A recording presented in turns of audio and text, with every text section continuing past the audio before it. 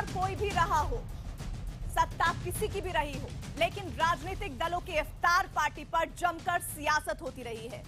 कोई इसे मुस्लिम तुष्टीकरण कहता है तो कोई वोट बैंक साधने का पैंतरा, लेकिन पहली बार इफ्तार को लेकर किसी संगठन ने हिंदूवादी आबादी की ताकत दिखाने की कोशिश की है। विश्व हिंदू परिषद के प्रवक्ता विजय शंकर तिवारी कह रहे हैं कि देश की 80% आबादी की ताकत का नतीजा है कि सेक्युलर चेहरे अब इफ्तार में जाने से बच रहे हैं। वो कह रहे हैं कि अब इस ताकत को कायम रखना है, लेकिन सवाल यह है कि आखिर इस बयान का मतलब क्या है? क्या एक बार फिर हिंदू राष्ट्रवाद का मुद्दा गरमाने की कोशिश हो रही है? क्या इस बयान के पीछे कोई बड़ा एजेंडा है? आज इसी मुद्दे पर होगा आर पार।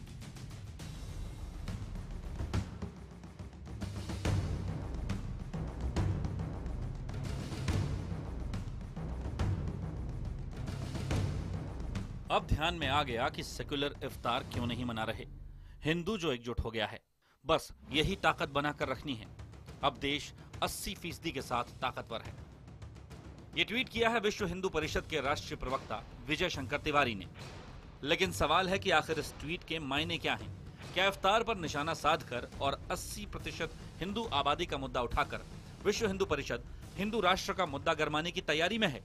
आप देख रहे हैं कि कहीं कोई इफ्तार पार्टियां रोजे में कोई सेकुलर नेता सम्मिलित होते हुए नहीं दिखाई पड़ रहे। उसका एक बेसिक कारण है जो मुझे समझ में आता है कि इस बार उनको हिंदू कहीं ना कहीं एकजुट नजर आ रहा है। तो मैं हिंदू भाइयों से कहना चाह रहा था कि ये 80% की ताकत है। लेकिन वीएचपी प्रवक्ता के इस बयान पर सियासत तेज हो गई है। जिन लोगों को रखना होता है रोज़ा इफ्तार वगैरह, वो रख रहे होंगे भी। पूरी तरह रोज़ा इफ्तार की तारीख ख़त्म तो नहीं हुई है। अब ये अलग बात है कि उनकी डर की वजह से पासवान जी ना रखें, उनकी डर की वजह से जो लोग मंत्रिमंडल में वो रखें ना रखें। वैसे बीजेपी के कई नेता इफ्तार पार्टी देते भी रहे हैं और इसमें शामिल भी होते रहे हैं। प्रधानमंत्री रहते खुद अटल बिहारी वाजपेयी भी इफ्तार की दावत देते थे। हालांकि मोदी सरकार के दौरान प्रधानमंत्री की तरफ से अब तक इफ्तार पार्टी नहीं दी गई है, मगर मोदी सरकार के कुछ मंत्री इफ्तार पार्टी देते भी हैं और इसमें शामिल भी होते हैं। और हाल ही में राष्ट्रीय स्वयंसेवक संघ की मुस्लिम शाखा मुस्लिम राष्ट्रीय मंच ने भी दिल्ली की जामिया मिलिया इस्लामिया यूनिवर्सिटी में इफ्तार पार्टी का आयोजन किया था। लेकिन अब विश्व हिंदू परिषद के नए रुख के बाद ये सवाल खड़ा हो गया है कि क्या वाकई इफ्तार पार्टियों पर निशाना साधने के पीछे कोई बड़ा एजेंडा है? आज इसी मुद्दे पर होगा आर पार। तो क्या इफ्तार पार्टी पर निशाना साधा जा रहा है? इसी को समझने के लिए एक बड़ा पैनल हमारे साथ है। बीजेपी की तरफ से संबित पात्रा हमारे साथ है, राजीव त्यागी प्रवक्ता हैं कांग्रेस के, और मकसूद उल हसन कासमी मुस्लिम धर्मगुरु है। साथ ही विजय शंकर तिवारी जिनके बयान पर बवाल मचा है, प्रवक्ता वीएचपी के, वो भी हमारे साथ होंगे। और घनश्याम तिवारी जो कि प्रवक्ता हैं, वो भी हमारे साथ जुड़ेंगे एसपी से। और साथ ही इस बीच विश्लेषण जो है वो भी आपको हम यहाँ पर समझाना चाहेंगे। आर पार की इफ्तार पर सियासत का विश्लेषण। इफ्तार के जरिए मुस्लिम तुष्टीकरण के आरोप लगते रहे हैं, तो इस बार भी क्या वही टारगेट है? वहीं दूसरी तरफ हिंदूवादी संगठन लगाते हैं मुस्लिम तुष्टीकरण का आरोप, इस पर भी हम चर्चा करेंगे। और साथ ही साथ पीएम के तौर पर पंडित नेहरू ने शुरू किया था इफ्तार की मेजबानी करने का तौर तरीका, तो क्या एक बार फिर से उसी तौर तरीके पर लौटने को लेकर हिंदूवादी संगठन वीएचपी निशाना साध रहे हैं? इसे भी समझने की कोशिश करेंगे। इंदिरा गांधी, मनमोहन सिंह, अटल बिहारी वाजपेयी मेजबानी इफ्तार पार्टियों की करते रहे हैं। ऐसे में बुनियादी सवाल ये कि आखिर फिर इफ्तार पार्टी को क्यों निशाना बनाया जा रहा है? शुरुआत में करना चाहूंगी, चूंकि विजय शंकर तिवारी खुद हमारे साथ स्टूडियो में मौजूद हैं, शुरुआत उन्हीं से। विजय शंकर जी, क्या इफ्तार से तय होगा कौन सेक्युलर है और कौन गैर सेक्युलर है? देखो, जो मैंने इस समय देखा, जो मैं बात कह रहा था, मैं कह रहा था कि अभी तक 20% जो भी मुस्लिम लोग हैं, जो जिनके वोट के लिए राजनीतिक पार्टियां बड़ा हो हल्ला मचाती थी, उनके लिए ये इफ्तार पार्टियां देते थे। लेकिन इफ्तार पार्टियों के अलावा कभी होली, दिवाली, यानी सरकारी पैसे से इफ्तार पार्टियां मनाई जाती थी, लेकिन सरकारी पैसे से कभी भी होली और दीपावली के आयोजन क्यों नहीं होते थे? जब इस प्रकार के आयोजन होंगे तो स्वाभाविक है इस देश की जो हिंदू जनता है उसके मन में कष्ट तो होगा, वो भड़केगी तो। लेकिन ये बहुत समय बाद हमने एक ऐसा माहौल देखा। जनता भड़केगी नहीं भड़केगी एक अलग विषय हो सकता है, लेकिन मेरा बुनियादी सवाल आपसे ये कि क्या इफ्तार पार्टियां तय करेंगी कौन सेक्युलर और कौन गैर सेक्युलर है? प्रीति, आपकी सफाई हमने अपने रिपोर्ट में दिखाई है। प्रीति, मैं बोल रहा हूँ, मैं वही बोल रहा हूँ, मैं अपने विषय से कहीं नहीं भटक रहा हूँ। मैं कह रहा हूँ देश में इस समय का जो माहौल देख रहे हैं हम, इस समय जब रोजा इफ्तार होते थे, रमजान होते थे, हम देखते थे पूरे चैनल में और पूरे देश में हर राजधानी में इस प्रकार की इफ्तार पार्टियों का तांता लगा होता था। लेकिन इस बार वो नहीं दिखाई पड़ रही हैं। जो हमारा आकलन है, हमें लगा, हम जो सोच रहे हैं, जो देख रहे हैं कि इस बार ऐसा लगता है कि जो हिंदू देश का जब एकजुट हो गया है, उस एकजुटता को देख करके जो लोग बहुत इफ्तार पार्टियां करते थे, उन्होंने इफ्तार पार्टियां करनी कम कर दी हैं या बंद कर दी हैं। विजय शंकर तिवारी जी, मैं आपसे समझना चाह रही हूं, जो इफ्तार पार्टियां होती थी जिनमें बड़ी संख्या में लोग पहुंचते थे, वो नेता या फिर आम जनता से ताल्लुक क्यों ना रखते हो, आपको दिक्कत क्या है उन इफ्तार पार्टियों में? अगर लोग पहुंच रहे हैं तो इसमें समस्या क्या है और इसको सेक्युलर और नॉन सेक्युलर से जोड़ना क्यों जरूरी है आपके लिए? भाई प्रीति, इस जनता की गाढ़ी कमाई का पैसा जब सरकार के पास होता है और सरकारी पैसे से जब इफ्तार पार्टियां मनाई जाएंगी और होली दिवाली नहीं मनाई जाएगी तो कष्ट होगा कि नहीं होगा? स्वाभाविक रूप से वो कष्ट होगा। लेकिन वही बात मैंने कही है, जो इस प्रकार का होता था अब वो इस बार नहीं हो रहा है, क्योंकि हिंदू जनता एकजुट दिखाई पड़ रही है और उनको कहीं ना कहीं खतरा है कि इस बयान से बिल्कुल इत्तेफाक नहीं रखते हैं मकसूद साहब जी। मकसूद साहब जी, मैं चाहूंगी मकसूद साहब जी आप बताइए कि आखिर उनका ये बयान क्या इशारा कर रहा है? देखिए, ये बयान जो है ये कह रहे हैं 80% मुसलमान हिंदू हो गए, इकट्ठा हो गए। इनकी एक आइडियोलॉजी है, नई आइडियोलॉजी आई है। अगर आप हिंदू हैं और संघीय आइडियोलॉजी को आप नहीं मानते तो आप हिंदू नहीं, आप मुसलमान हैं। ममता बनर्जी, सपा बसपा वाले सब मुसलमान हैं। ममता बनर्जी जैसे लोगों को मंदिर में जाने नहीं दिया जाता, इसलिए ये प्रताड़ना का काम कर रहे हैं और लोगों पर एक आतंकित कर रहे हैं। लोग इस वजह से भयभीत हैं। दूसरी बात मुझे एक बात और, सुप्रीम कोर्ट तक कह चुके हैं कि ममता बनर्जी को लेकर कि आप तुष्टीकरण करते हैं। नो, मैं उसकी बात कर रहा हूँ। तुष्टीकरण ये नहीं है। कोलकाता अयोध्या में राम म्यूजियम सरकारी करोड़ों रुपए खर्च करके बनाया जा रहा है, वो है हिंदू तुष्टीकरण। कैलाश मानसरोवर यात्रा पर 1 लाख रुपए सरकारी पैसे दिए जा रहे हैं, यह है तुष्टीकरण। बांग्लादेश और पाकिस्तान से आने वाले हिंदुओं को सिटीजनशिप दी जा रही है, यह है हिंदू तुष्टीकरण। मुझे बताइए, यह है तुष्टीकरण या और है? यह हिंदू तुष्टीकरण नहीं है तो क्या है? नहीं तो हज के लिए क्या सब्सिडी नहीं दी जाती? मैं नहीं मानता, मत दीजिए। लेकिन आप अयोध्या में राम म्यूजियम बना रहे हो करोड़ों रुपए सरकारी खर्च करके। कोई क्या, क्यों सरकारी पैसा खर्च किया जा रहा है उस पर? उत्तर प्रदेश क्यों कैलाश मानसरोवर यात्रा पे जाने वाले को 1-1 लाख रुपए दिए जा रहे हैं सरकारी? जवाब इसका दीजिए। मुस्लिम तुष्टीकरण नहीं, यहाँ पर हिंदूवादी तुष्टीकरण हो रहा है और संविधान इसका जवाब देंगे, मुझे उम्मीद है।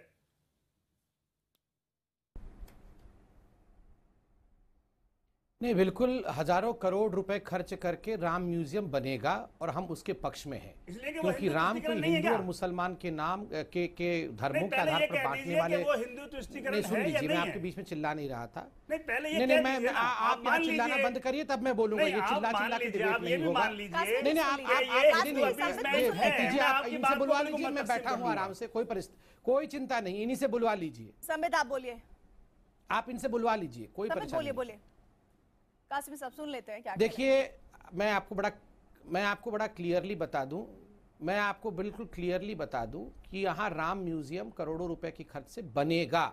इसलिए बनेगा क्योंकि राम कोई हिंदू या मुसलमान का विषय नहीं, राम इस धरती का, इस देश का और इस विश्व का विषय है। वो हमारे फेथ का विषय है, हमारी आस्था का विषय है। आप कौन है राम पे सवाल उठाने वाले? आप कौन है ये कहने वाले कि क्यों बनेगा? बिल्कुल बनेगा। तो पूरे देश को आप लपेट लोगे जाने का, कि वो मुसलमानों के लिए भी है, हिंदुओं के लिए भी है, क्रिश्चियन के लिए भी है, पूरे देश को आप लपेट मानते हो। कोई हज का मामला होगा तो आप उसको, आप आपके मन में राम के लिए सम्मान नहीं है, उसको बांट दोगे, ये तरीका क्या है? आपके मन में राम के लिए सम्मान नहीं है। ये देखिए, ये कैसे गुरु है जिनके मन में राम के लिए सम्मान नहीं है, और ऐसे लोगों का समर्थन कांग्रेस और समाजवादी पार्टी करती है। मैं राम जी का एहतराम करूंगा, समाजवादी पार्टी और कांग्रेस भी यही बोलती है कि राम का म्यूजियम क्यों बनेगा।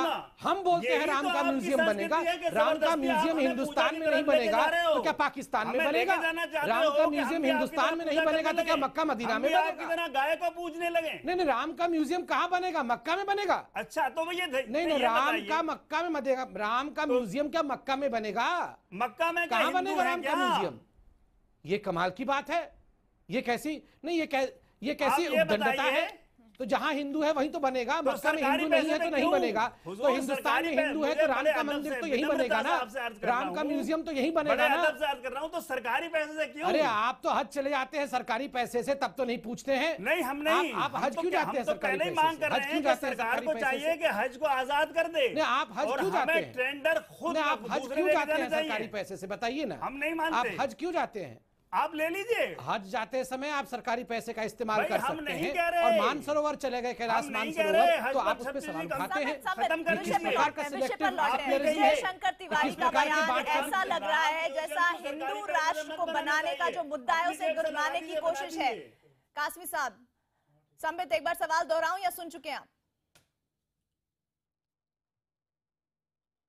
नहीं, मैं सुन नहीं पा रहा हूँ यहाँ, विजय इतने लगातार शंकर वो चिल्ला तिवारी रहे जी हैं का ना, तो आधी बयान चीजें ऐसा उसी में लग खो रहा जाएंगी। है कि एक बार फिर से हिंदू राष्ट्र का मुद्दा गरमाने की कोशिश है।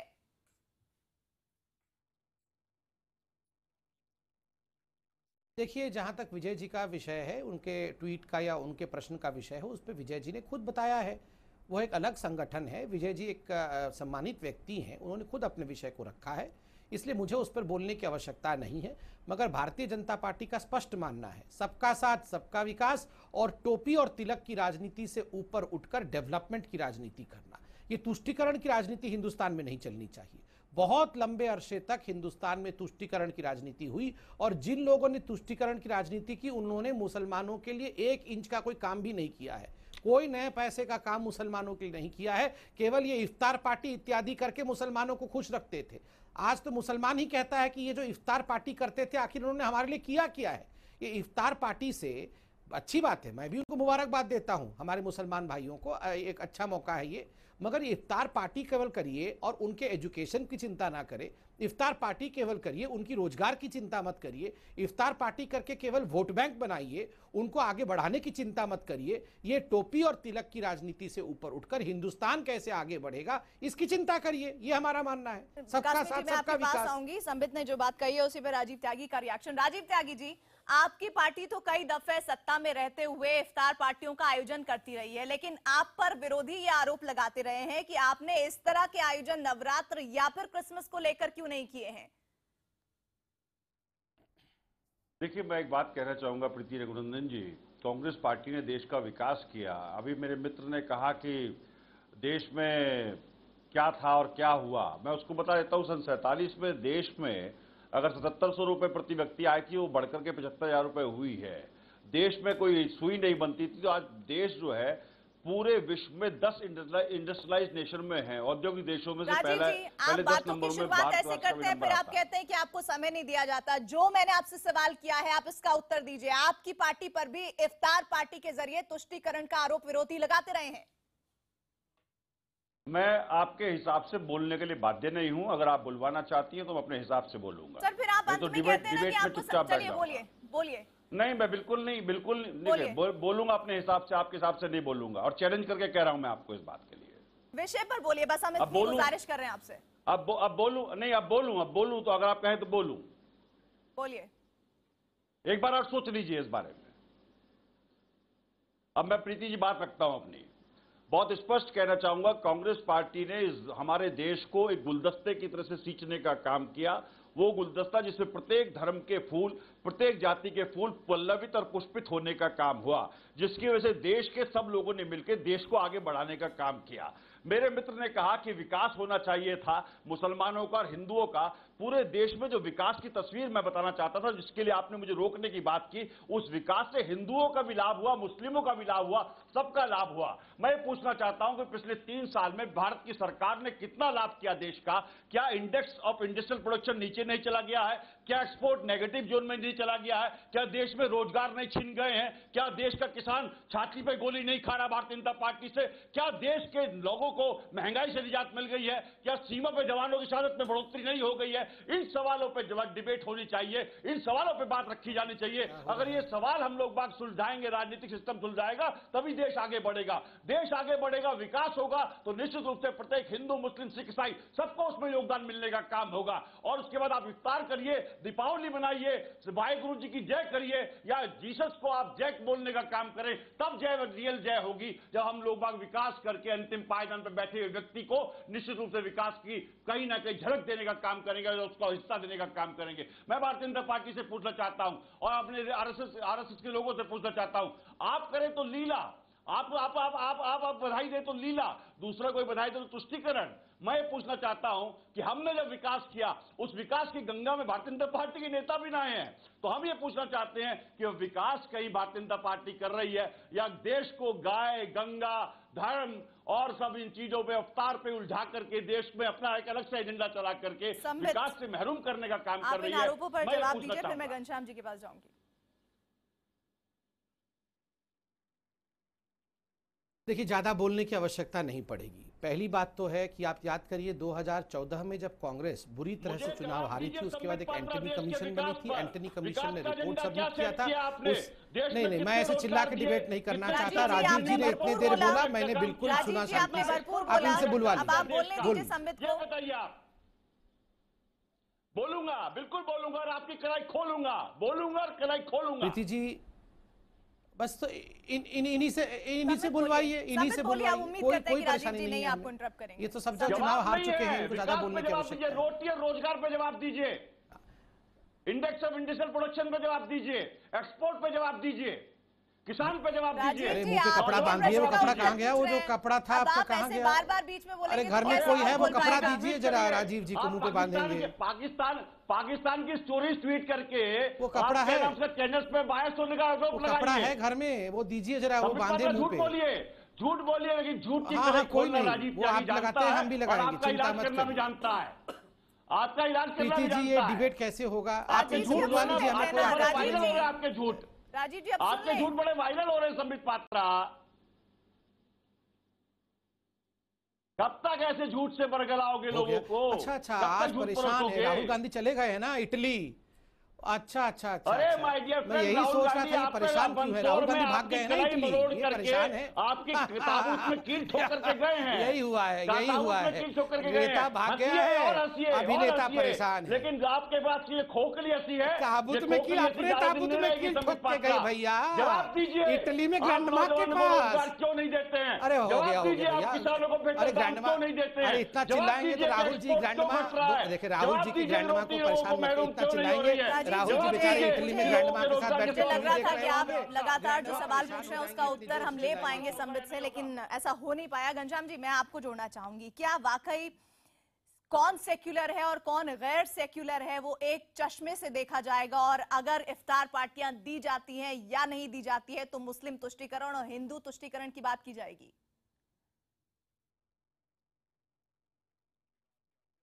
देखिए, मैं संबित जी से कहना चाहता हूं और ये वीएचपी के जो महानुभाव बैठे हुए हैं उनसे कहना चाहता हूं कि मैं स्वयं भारतीय वायुसेना के एयरफोर्स बेसिस में पला बड़ा, वहाँ पे हमने हर त्यौहार बड़े मन से मनाया है। हमने दिवाली भी बड़े मन से मनाया है और ईद की सेमियाँ भी बड़े मन से खाई हैं, क्रिसमस से बड़े खुश हुए हैं, लंगर भी किए हैं, लंगर में पार्टिसिपेट भी किया है। हमने कभी हिंदुस्तान को इस चश्मे से नहीं देखा।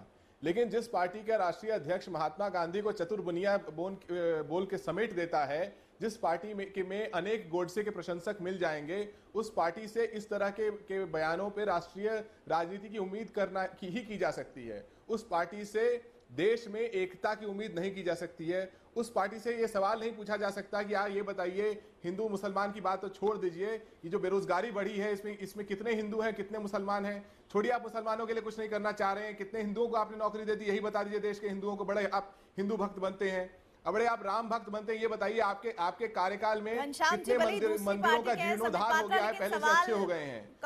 जैसे ही है राजीव त्यागी और घनश्याम तिवारी के। घनश्याम जी, आपके इन तमाम सवालों का जवाब संबित पात्रा से लेंगे और साथ ही साथ आज इस बहस में, आज इस चर्चा में हम पूर्व राष्ट्रपति एपीजे अब्दुल कलाम के एक ऐसे बयान का भी जिक्र करेंगे जिन्होंने एक बड़ा बयान दिया था, और वो बयान अगर वाकई आज की पार्टियां अमल में ला लें तो किस तरह से मुस्लिमों का विकास होगा और वो किस तरह से मुख्यधारा से जुड़ पाएंगे।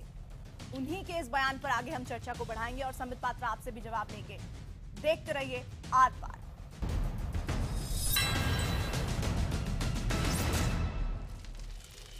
वेलकम बैक, आप देख रहे हैं आर पार। इफ्तार पार्टियां देना खजूर खिलाना, टोपी पहनाना, क्या ये सिर्फ एक सिंबोलिज्म है? और इस सिंबोलिज्म से आप देश को आगे बढ़ना चाहिए, और अगर कोई इफ्तार पार्टी कर रहा है तो उसे नॉन सेक्युलर और सेक्युलर, और अगर कोई नहीं कर रहा है तो उसे कह देना कि वो गैर सेक्युलर है। इस तरह के आरोप लगाना कितना सही है? और ऐसे में हिंदू राष्ट्र की क्या परिकल्पना फिर से जोर मार रही है, इसी पर हम चर्चा कर रहे हैं। संबित, ब्रेक से पहले दो आरोप, राजीव त्यागी जिसका उत्तर आप नहीं दे पाए थे उनके जवाब सवाल का, और साथ ही घनश्याम तिवारी, मैं चाहूंगी उनके दोनों के बयानों पर आप उत्तर दें और उसके बाद मैं कासिम साहब के बाद जाऊंगी।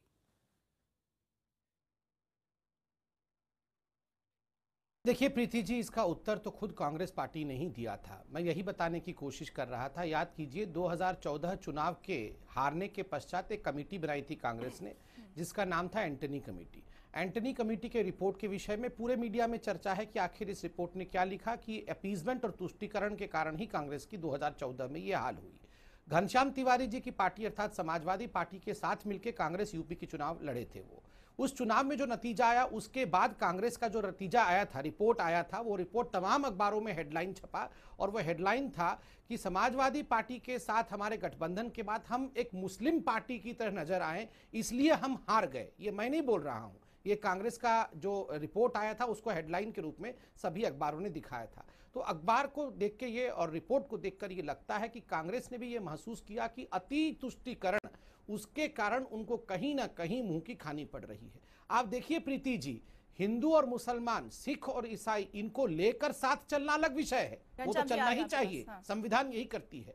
मगर एक के प्रति स्टेप मदरली ट्रीटमेंट और दूसरे के प्रति तुष्टीकरण, इससे जो भिन्न भिन्न करके धर्म के आधार पर लोगों को देखने की जो कवायद इन पार्टियों ने की है, उस याद करिए यही वो समाजवादी पार्टी है। 2012 में इन्होंने एक फरमान निकाला कि जो आतंकवादी गिरफ्तार हैं और एक पर्टिकुलर कम्युनिटी के हैं, उनको छोड़ दिया जाएगा। ये तो शुक्र है इलाहाबाद हाईकोर्ट का कि इलाहाबाद हाईकोर्ट ने अखिलेश जी की सरकार को फटकार लगाया और कहा कि आप कौन होते हैं किसी भी आतंकवादी को छुड़ाने के लिए।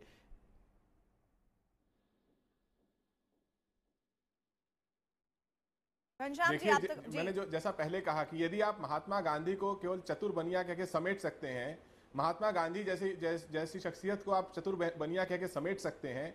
हमारे देश में हमेशा दूसरे के त्योहारों में खुश होने की परंपरा है। ये पहली बार संबित जी की पार्टी और विश्व हिंदू परिषद दूसरे के त्योहार को देख के ईर्ष्या करने की परंपरा को पैदा कर रहे हैं, जलने की परंपरा को पैदा कर रहे हैं। ये लोग न किसी के और के त्योहार को न समझते हैं, न चाहते हैं कि बाकी लोग को समझें।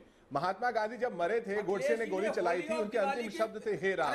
आज इनकी पार्टी में गांधी के प्रशंसक कम रह गए हैं और गोडसे के प्रशंसक ज्यादा हो गए हैं, क्योंकि इसी देखिए तिवारी घनश्याम जी, मैं एक बात पूछ रहा हूँ बीच में टोक करके कि अखिलेश जी ने होली और दिवाली की पार्टी कब दी, जरा ये भी बता दीजिए। देखिए इस तरह के बेबुनियाद बातों का जवाब हमें नहीं, ये मतलब नहीं है। आप उत्तर दीजिए, बेबुनियाद नहीं है। अभी आप बेबुनियाद बोल रहे थे, अब मैं बुनियाद की बात बोल रहा हूँ कि अखिलेश, ये बताइए अखिलेश जी ने होली और दिवाली की पार्टी कब दी, एक बात बता दीजिए, फिर मैं मान जाऊंगा कि ये आप पूछिए और दुनिया हमसे सवाल पूछ रही है कि भाई बेबुनियाद बात बोल रहे थे आप। मैं कह रहा हूं, ये बताइए होली और दिवाली अगर आपको पार्टी कब दी, ये बताइए। यदि आप किसी पे राजनीति करना चाहते हैं तो आप चले जाइए अखिलेश जी के घर, उनसे पूछ लीजिए कौन कौन सी पार्टी। मैं एक बात पूछ रहा हूं, आप सच बता दीजिए। आपका उत्तर नहीं तो आप बता दीजिए, मेरे पास उसका उत्तर नहीं है। हम राजनीति कर रहे हैं कि देखिए आप ये बता दीजिए किस पोज में बैठे हैं, ये मंदिर में भगवान को याद बड़ी बात नहीं पूछ रहा हूं, केवल इतना पूछ रहा हूं कि होली और दिवाली फिल्मों में कहते थे कि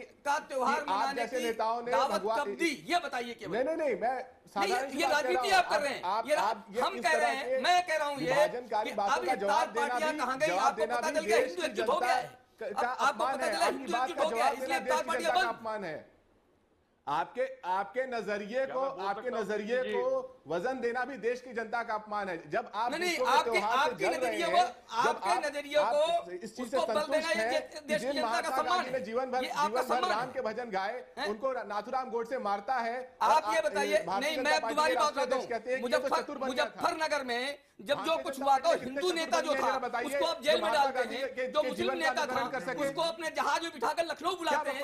ये क्या था? ये क्या था? नहीं, ये आपकी कौन सी इंसानियत की बात है? ये कौन सी राजनीति की बात है?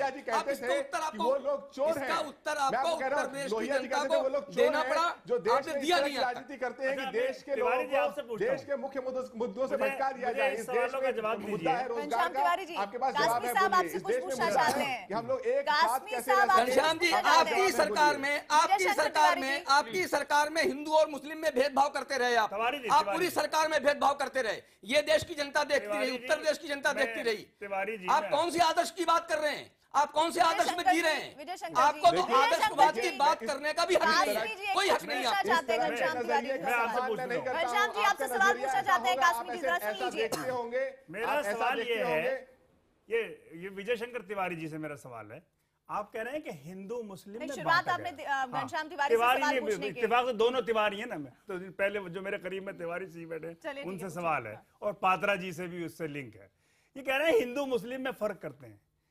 जो आज पार्टी है इस देश में जो सरकार चला रही है, उस पार्टी ने आतंकवाद में भी हिंदू मुस्लिम में फर्क किया है। रोहिणी साहनियाल से कहा गया कि आप मालेगांव के अटैक में, बम ब्लास्ट में जो लोग एक्यूज हैं उनके खिलाफ सुलह हो जाइए और उनके खिलाफ ज्यादा सख्ती से बात मत कीजिए। ये वो पार्टी है जो आतंकवाद में जिन्होंने, ये वो लोग हैं जिन्होंने आतंकवाद में फर्क किया है। हिंदू आतंकवाद अगर है तो उसको ये दबा गए, और मुस्लिम आतंकवाद अगर है तो उसको इन्होंने बहुत जोर शोर से उठाया। तो ये देश को चलाने के तरीके जो काम पिछली सरकारें करती चली आ रही हैं, उससे ज्यादा ये भी कर रहे हैं। हिंदू ऑब्जेक्ट करता हूँ, मालेगांव बमबिलास में रोहिणी साहनियाल ने प्रेस कॉन्फ्रेंस करके शिकायत की। ये आपत्तिजनक है।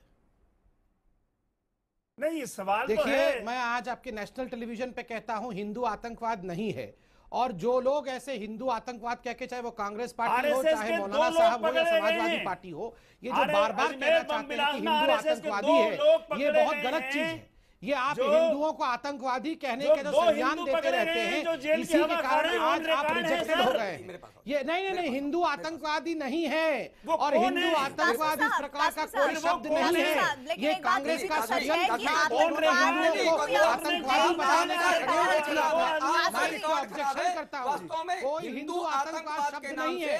देश में हिंदुओं को बदनाम करने के लिए, रुकिए पहले, जो आतंकवादी वहां बंद थे, उनको छुड़ाने का काम किया। हिंदू संतों को बदनाम करने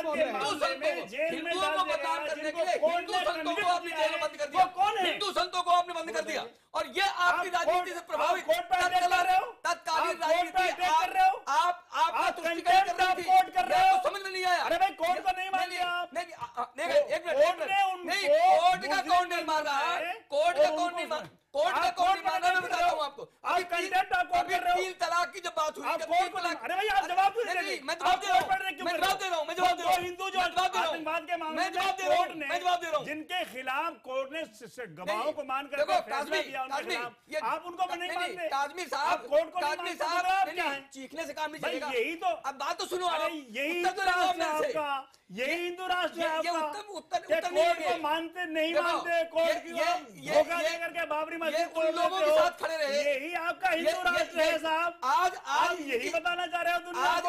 आज आपकी महिलाएं आपके साथ छूट गई, आपका साथ छोड़ दिया उन्होंने। डिबेट को जोर है, इसलिए डिबेट को जोर है। बात तो सुनो, जा रहे हो आप, बात तो सुनो मेरी। रोकना पड़ेगा मुझे, आप दोनों को ही रोकना पड़ेगा। विजय शंकर जी और कासमी जी, मुझे आप दोनों को रोकना पड़ेगा। मैं राजीव त्यागी आपके पास आना चाहती हूँ। विजय शंकर तिवारी जी, कासमी जी, विजय शंकर तिवारी जी, मुझे लगता है अपने बयान, मुझे लगता है हम आज अपने विषय पर वापस लौटते हैं। इन दोनों ही मुद्दों पर जो आप दोनों ही रख रहे हैं, उस पर हम आगे कभी बहस कर सकते हैं, और लगातार बहस हो भी रही है। आतंकवादियों का साथ दिया, विजय शंकर तिवारी जी, विजय शंकर तिवारी जी छोड़े गए, उनके साथ खड़े हो गए। सर, किसी और दिन कर लेंगे इस पर बहस। विजय शंकर जी, किसी और दिन कर लेंगे इस पर बहस। ये तो डिबेट को, कासमी जी, राजीव त्यागी, मैं आपके पास आऊं उससे पहले एक सवाल पूछना चाहती हूँ आपसे। राजीव त्यागी, एपीजे अब्दुल कलाम जब प्रेसिडेंट थे तब उन्होंने सालाना इफ्तार से इनकार कर दिया था। उनकी दलील क्या थी, ये भी सुन लीजिएगा जरा और फिर आप उत्तर दीजिएगा। आप कुछ कहना भी चाह रहे थे, आम जनता के पैसे का इस्तेमाल मजहब से जुड़े कार्यक्रमों के लिए नहीं होना चाहिए। इस पर भी आपका रिएक्शन? मेरा रिएक्शन बहुत स्पष्ट है इस पर कि एपीजे अब्दुल कलाम जी अपनी बात कहने के लिए स्वतंत्र थे और प्रत्येक व्यक्ति देश का अपनी बात कहने के लिए स्वतंत्र है।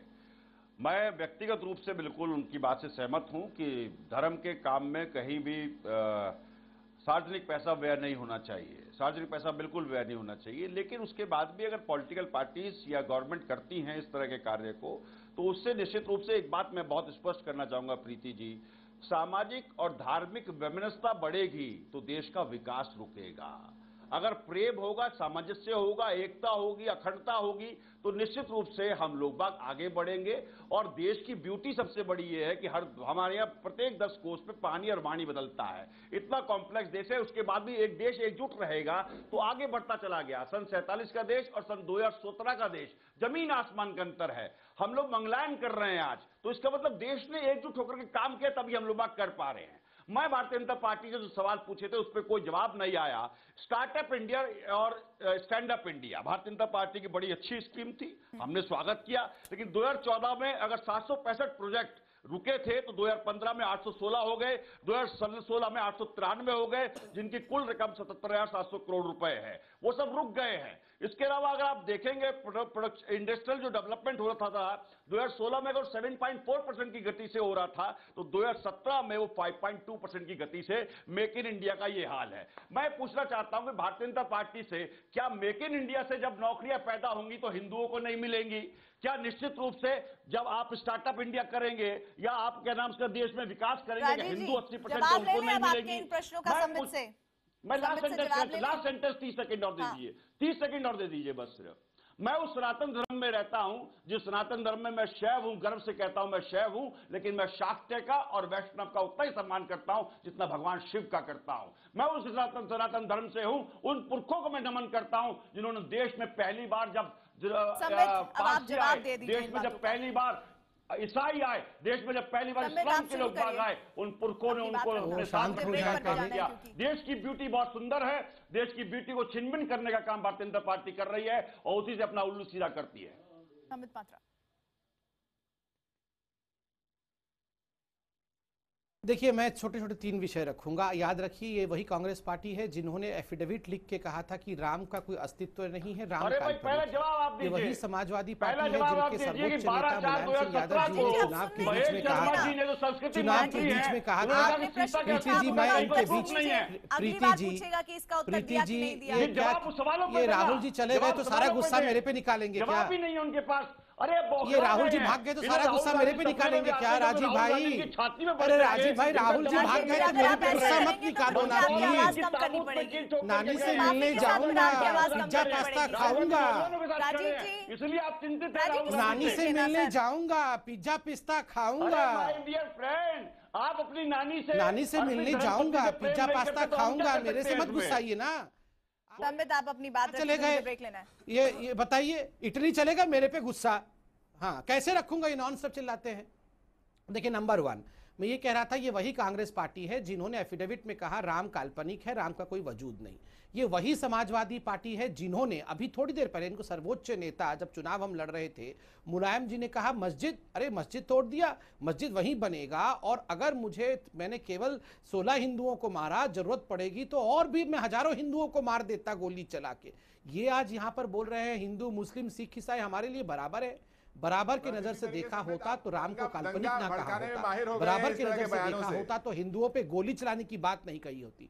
और जहां तक डेवलपमेंट का सवाल है, सच्चर कमेटी का रिपोर्ट किसके समय आया? इन्होंने अगर इतना डेवलपमेंट कर दिया था तो सच्चर कमेटी के रिपोर्ट में ये क्यों बताया गया कि 60 साल के बाद भी, हिंदुस्तान के आजादी के 60 साल के बाद भी मुसलमानों के लिए कुछ भी नहीं किया कांग्रेस पार्टी ने? ये हम नहीं, सच्चर कमेटी की रिपोर्ट कह रही है।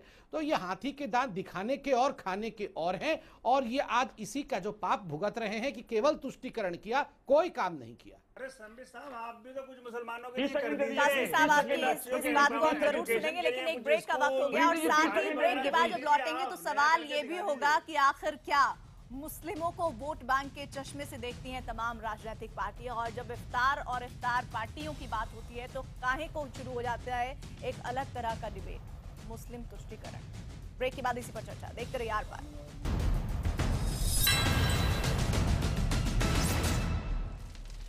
इफ्तार पर सेक्युलर सियासत, इसी पर हम चर्चा कर रहे हैं आर पार में आज, और तमाम जो खास लोग हैं वो हमारे साथ जुड़े हुए हैं। घनश्याम तिवारी जी, असदुद्दीन ओवैसी कहते हैं कि मुसलमानों का भला जो है वो केवल इफ्तार और मुशायरा आयोजित करवाने से नहीं होगा। ऐसे में सीधा सवाल मेरा आपसे ये, मुसलमानों को ज्यादातर पार्टियां आखिर वोट के चश्मे से क्यों देखती हैं, और साथ ही साथ क्या वाकई इफ्तार पार्टियों के जरिए उनका कुछ विकास उत्थान हो पाया है?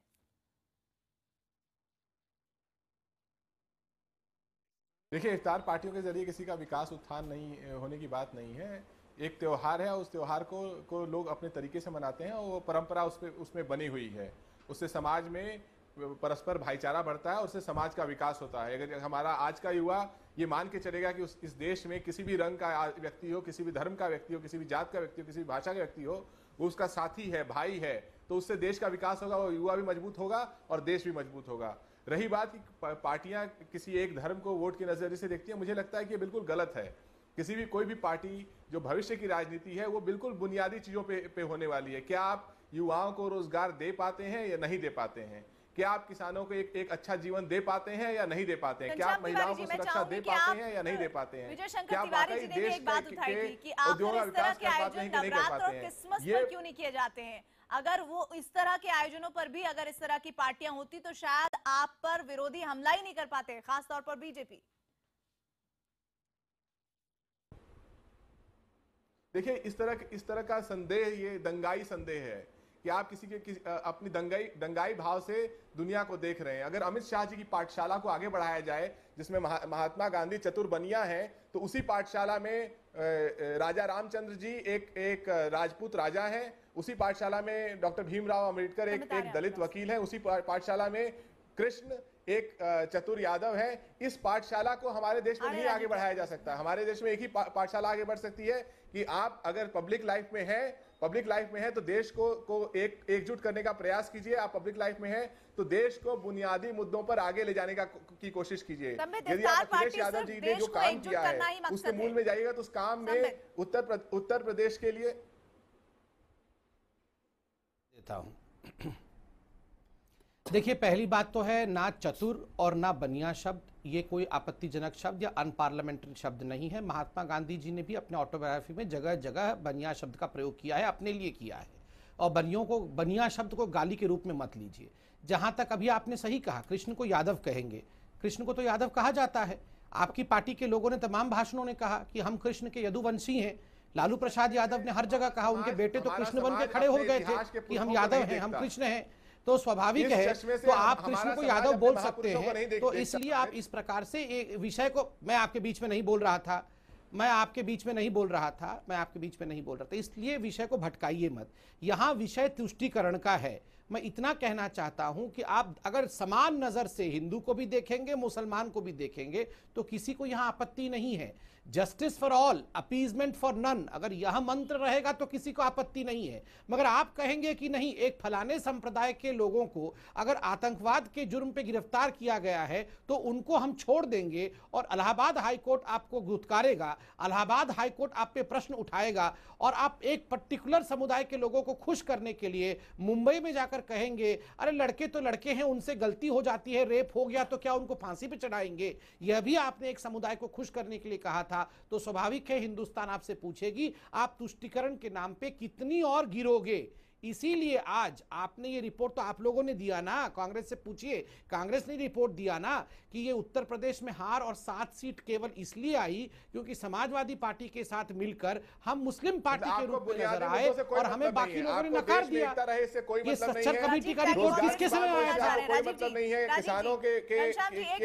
मैं बुनियादी विषय पर भी जवाब दे देता हूँ। मैं 10 सेकंड लेता हूँ, प्रीति जी, मैं 10 सेकंड लेता हूँ, मैं और 10 सेकंड लेके एक जवाब और दे देता हूं। देखिए, आपका ये बिल्कुल वाजिब प्रश्न है आपका कि कौन कितना हिंदू है और कौन कितना मुसलमान है।